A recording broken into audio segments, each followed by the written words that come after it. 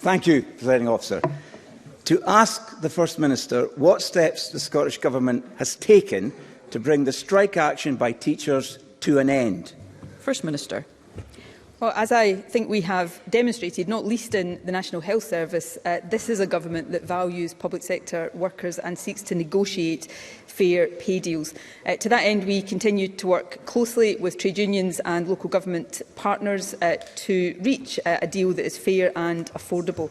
That dialogue has been constructive. There does still remain a gap between the union asks and, to be blunt, what is affordable within our finite resources, and therefore we look for further compromise. The Education Secretary is in regular dialogue with the unions and with COSLA, has spoken individually with each of the Union General Secretaries to progress things within the past week. There were 2 meetings of the SNCT negotiators last week and another one scheduled for tomorrow. There is a shared commitment and certainly it's a commitment of this government to reach an agreement as soon as possible.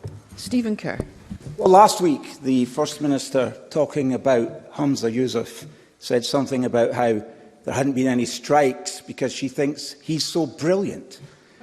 And then in contrast, in education, we have Shirley-Ann Sommerville, the first teachers' strike in 40 years. Chaos for hundreds of thousands of parents and carers and pupils. The Cabinet Secretary shows no energy, no urgency to get involved and to resolve the teachers' strike. That's not just my view, that's the view of the unions. The First Minister used to say that education was her top priority.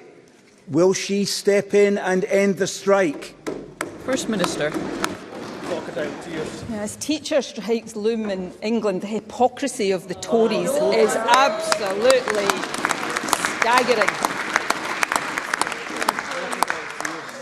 Shirley-Ann Sommerville will continue to do everything possible to reach an agreement with COSLA and our teaching unions to deliver a fair pay increase for teachers. Over the past few years, teachers have already had a 21% pay increase, demonstrating the value we attach to what they do. Teachers in Scotland, I think, are the highest paid on average of any of the teaching professions across the UK, so we will continue to seek a fair settlement. But the hypocrisy really is staggering, because Stephen Kerr talks about the efforts Shirley-Ann Sommerville is making, and she is making strenuous efforts.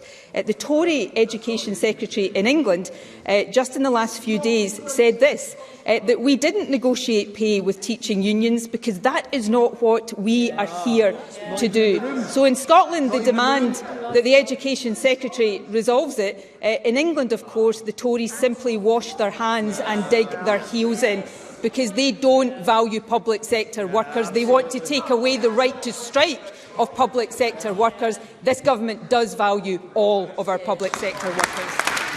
Question number 4, Stephanie Callaghan.